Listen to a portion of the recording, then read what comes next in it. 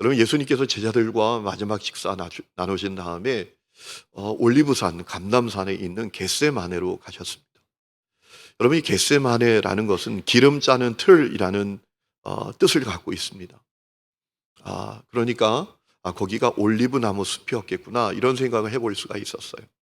여러분, 그런데 이 겟세마네는 우리 주님께 아주 특별한 장소였습니다. 주님께 아주 익숙한 기도의 장소였어요. 누가복음 22장 또 39절 말씀을 보면 이런 말씀이 있습니다. 예수께서 나가사 습관을 따라 감람산에 가심에 제자들도 따라갔다라고 했습니다.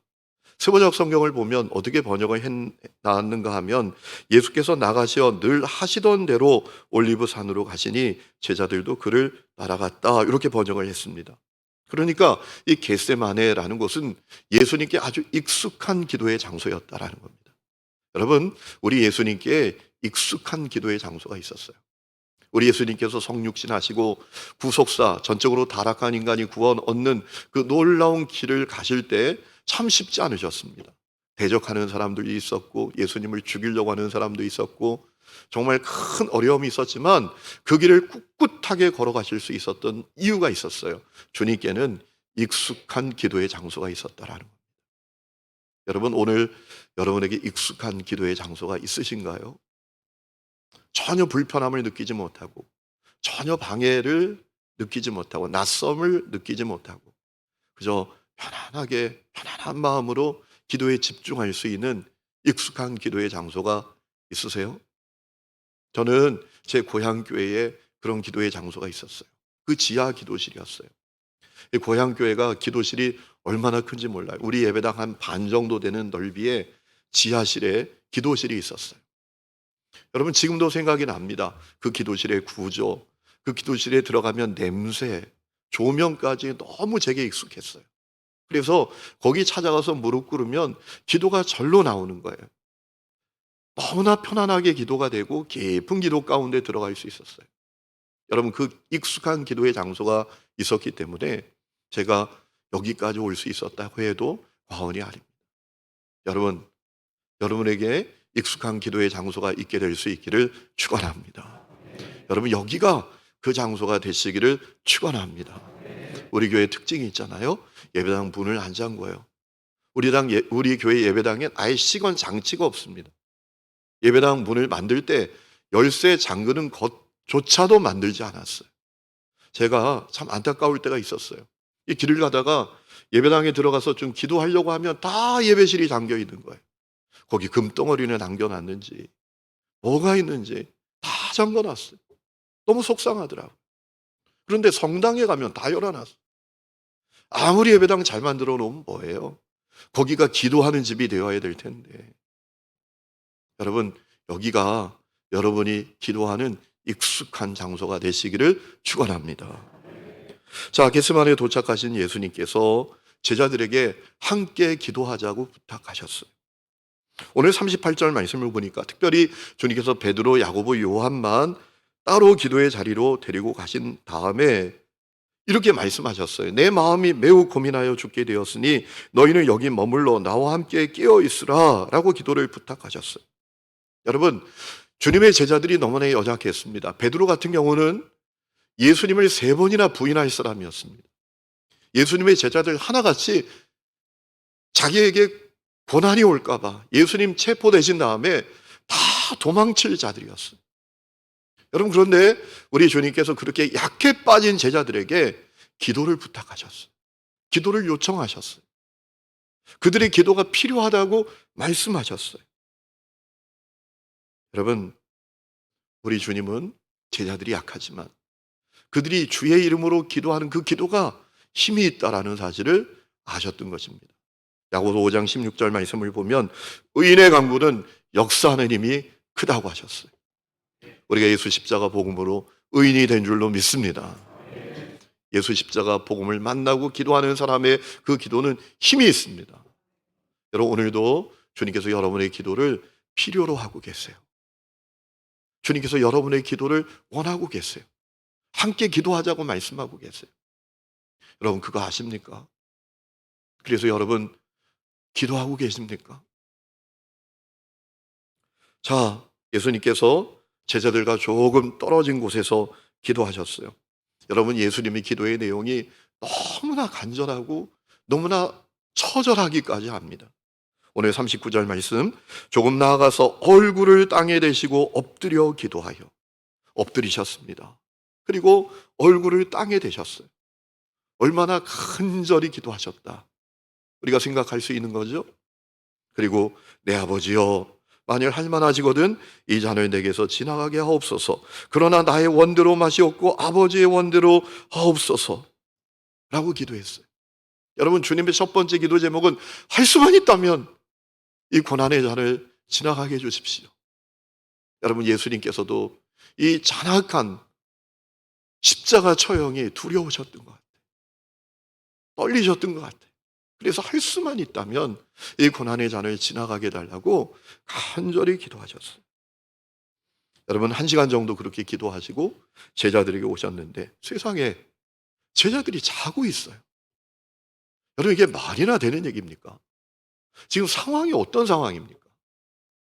예수님께서 그 잔악한 십자가 처형을 당하게 된 상황인데 지금 잠이 옵니까? 주님께서 안타까운 마음으로 뭐라고 말씀하셨죠? 너희가 나와 함께 1시간도 이렇게 깨어있을 수 없더냐? 야, 1시간도 나와 함께 깨어서 기도 못하냐? 너무나 안타까움으로 말씀을 하셨어요. 그리고 다시 기도하러 가셨다가 돌아오셨는데 세상에 제자들이 또 자고 있어요. 그래서 주님께서 그때는 깨우지도 아니하시고 다시 기도하러 가셨어요. 그리고 오셨어요. 그제서야 제자들이 기도하고 있었는지 뭐라 말씀하십니까? 이제 좀 자라, 쉬어라. 내가 주인의 손에 팔리게 되었다 라고 말씀을 하셨어요. 여러분, 저는 이 말씀을 보면서 질문이 하나 생겼어요. 내가 이 겟세마네에 있었다면 나는 어떻게 했을까? 우리 성도들이 이 겟세마네의 주님과 함께 있었다면 어떻게 했을까? 깨어서 기도했을까? 주님께서 부탁하신 대로 주님과 함께 깨어서 기도했을까? 아니면 잠잤을까? 여러분, 어떠셨을 것 같나요? 여러분, 어떻게 하셨겠나요? 여러분, 그 질문에 대한 답을 얻으려면 간단합니다. 내 자신을 향해서 지금 질문해 보면 됩니다. 나는 늘 깨어서 기도하는 사람입니다. 그거 여러분 자신을 향해서 질문해 보면 됩니다. 그때 내가 겟세마네 동산에 있었다면 내가 주님 말씀하신 대로 기도했을지 잠자고 있을지, 그것은 오늘 여러분을 향해서 질문 하나 해보면 됩니다. 나는 오늘 깨어 기도하는 사람입니다. 나는 오늘 깨어 기도하며 사는 사람입니다. 그거 질문해 보시면 됩니다. 여러분, 우리 주위에 작은 예수들이 많습니다. 오해하지 마세요. 어떤 의미로 여러분에게 말씀을 드리는가 하면 우리 주위에 작은 예수들이 있다라는 것은 주님을 따르는, 주님의 길을 따르는 사람들이 많이 있다라는 거예요. 가까이는 사역자들이 있어요. 오늘 영상 보신 대로 또 선교사님들이 있어요. 또 우리 순장님들도 교사들도 다 주님 따라가는 사람들이잖아요. 우리 교회 장로님들도 권사님들도 집사님들도 다 주님 따라가는 분들이잖아요. 작은 예수들이잖아요. 여러분, 우리들은 그들을 위해서 깨어 기도하고 있나요? 늘 매일매일 그분들의 이름을 부르면서 깨어 기도하고 있나요? 여러분, 우리가 그분들을 위해서 깨어서 기도해야 될 이유가 있잖아요. 중요한 이유가 있습니다. 그들에게 치열한 영적 전쟁이 있기 때문입니다. 여러분, 공생애를 시작하시는 예수님께서도 영적인 공격을 받으셨어요. 마귀가 예수님을 시험하잖아요. 공격하잖아요. 야, 배고프지? 이 돌덩이로 떡덩이 만들어 봐. 높은 곳에서 한번 뛰어내려 봐. 내게 절해서 천하 만국의 영광을 한번 가져봐. 여러분, 예수님도 사단이 공격했다면 오늘 우리들에게는 어떻겠어요? 오늘 예수님의 길을 따르는 사람들에게는 어떻겠어요? 그들도 엄청난 영적인 공격을 받아요. 그래서 흔들리고 쓰러지고 넘어져요. 여러분 우리나라 통계는 아니지만 미국의 통계인데요. 1년에 사역을 하다가 그만두는 사람이 4천 명에서 5천 명이 된다. 얼마나 영적인 공격이 그들에게 심한지 그 통계가 말해주는 겁니다. 그뿐만 아니라 주어진 현실이 너무나 어려워서 힘들어서 포기하게 만들고 또 절망하게 만들고자 합니다. 이번에 대진방하다가 우리 집사님 한 분이 기도 제목을 저에게 이렇게 올려주셨는데요. 내가 쓰러지지 않도록 위해서 기도해 달라. 여러분 이분이 직장 생활해요. 육아도 해요. 대학원도 다녀요. 교회에서 사명도 감당해요. 일주일에 시간이 100시간이라도 뭐 이게 1000시간이라도 모자라요. 쉽지 않아요. 직장도 돈도 가서 벌어야 돼. 와서 육아도 해야 돼. 대학원도 또 다녀야 돼. 교회에서 사역도 해야 돼. 제가 쓰러지지 않도록 저를 위해서 기도해야 돼. 지치지 않게 해달라고. 여러분 오늘 하나님의 사람들을 향한 주님의 길을 따르는 사람들을 향한 엄청난 공격이 있습니다. 여러분 우리 눈에 보이지 않지만 우리에게 치열한 영적 전쟁이 벌어지고 있잖아요. 이 세상이 우리가 눈에 보이는 세계만 보이는 세계가 아니잖아요. 우리가 눈에 보이지 않지만 분명히 존재하는 세계가 있다고요. 에베소 6장에 말씀하셨죠. 우리의 씨름은 혈과 육을 상대하는 것이 아니라 하늘에 있는 악의 영을 상대합니다. 그렇기 때문에 그들을 위해서 우리가 기도가 필요하다. 그들을 위해서 우리가 매일매일 하나님께 기도하는 그 기도가 필요하다. 여러분, 우리가 기도하면 하나님이 일하십니다. 악한 영의 권세를 깨트리시고요. 악한 영의 공격을 물거품으로 만드시고요.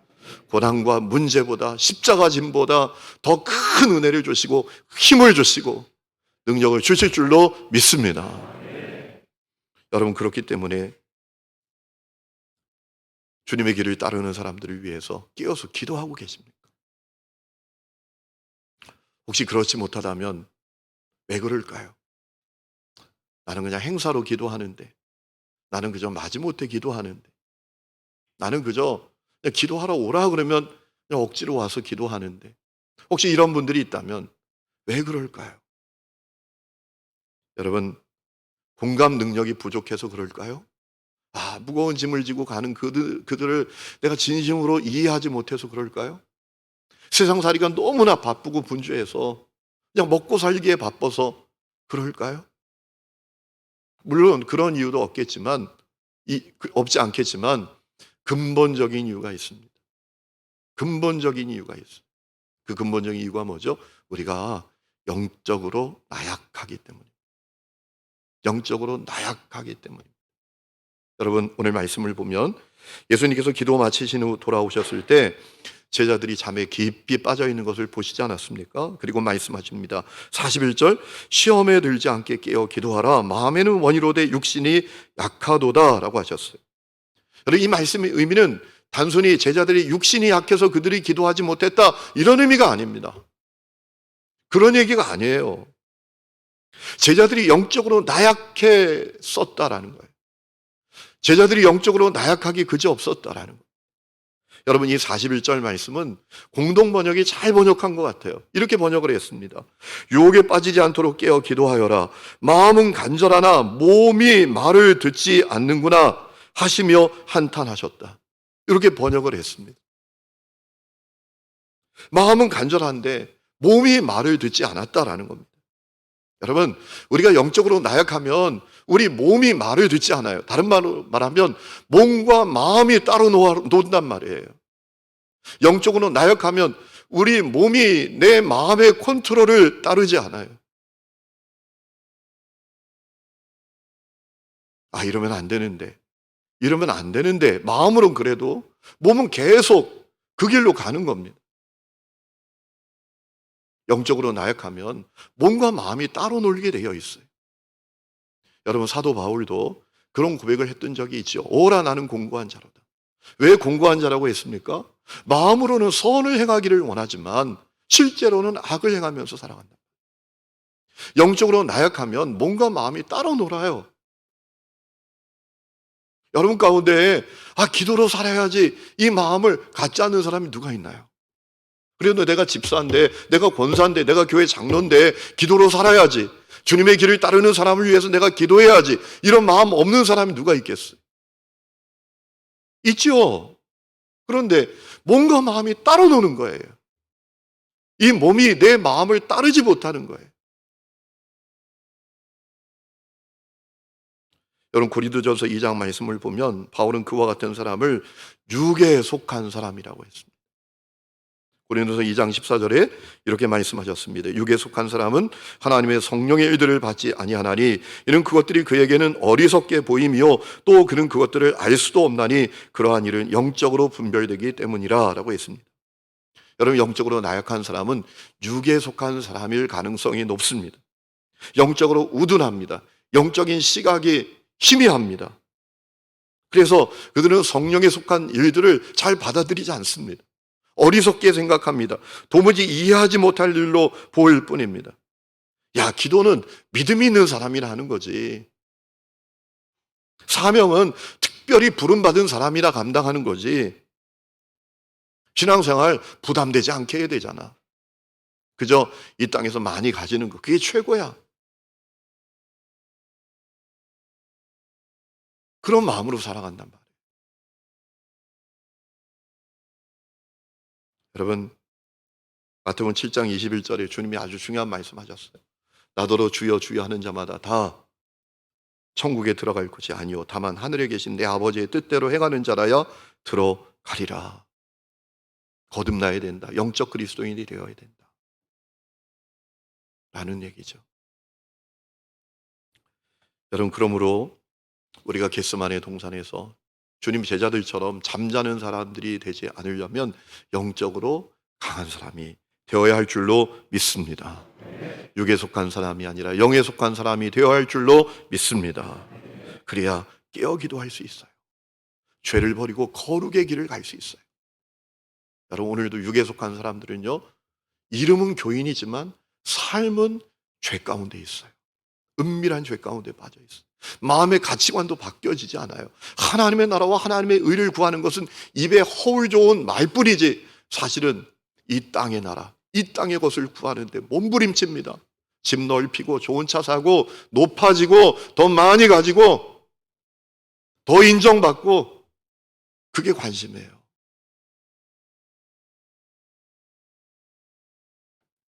여러분 감사하게도 제자들은 영적으로 강력해졌어요.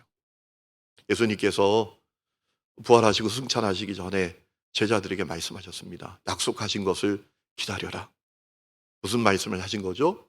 성령 충만 받도록 기도하면서 성령 충만 받기를 기도하라 라는 거잖아요. 그들이 기다렸어요. 기도하면서 기다렸어요. 그러다가 오순절에 성령의 충만함을 그들이 받게 됐습니다. 그들의 존재가 달라졌습니다. 영적으로 나약한 사람이 아니라 강한 사람이 되었습니다. 그들의 영이 그들의 몸을 컨트롤하게 되었어요. 여러분 복음을 전하다가 잡혔잖아요. 다시는 예수의 이름을 전하지 마. 그러면 죽어. 여러분 어떻게 합니까? 우리가 하나님의 말을 듣겠다. 하나님의 말씀을 듣는 것이 옳다. 주님의 뜻을 행하는 것이 옳다라고 하지 않습니까? 그들의 마음이 그들의 몸을, 그들의 영이 그들의 몸을 컨트롤할 수 있게 되었다.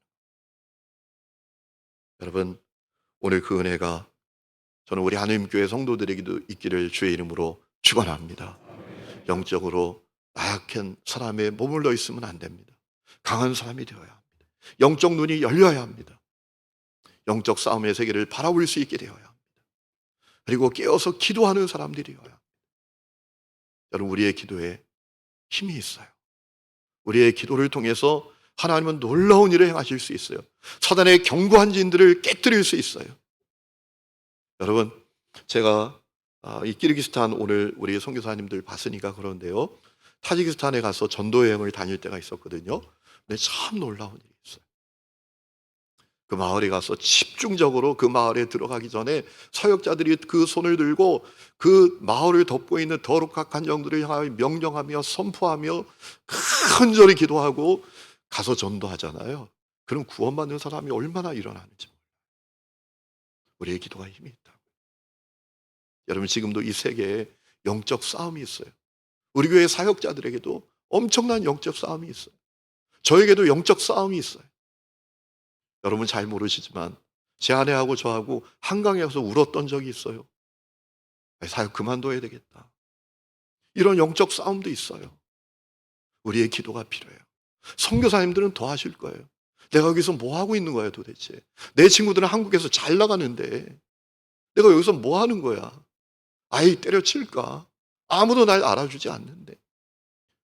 여러분, 영적 공격이 있다고요. 깨어 기도해야 돼요. 주님께서 우리가 함께 기도하기를 원하고 있어요. 우리가 방패가 되어주기를 원하고 그 사단에게 화전을 쏘아대는 그런 그리스도인이 되기를 주님 원하고 계십니다. 여러분, 영적으로 강한 성도들이 되어서 승리하는 성도들이 될 수 있기를 주의 이름으로 축원합니다.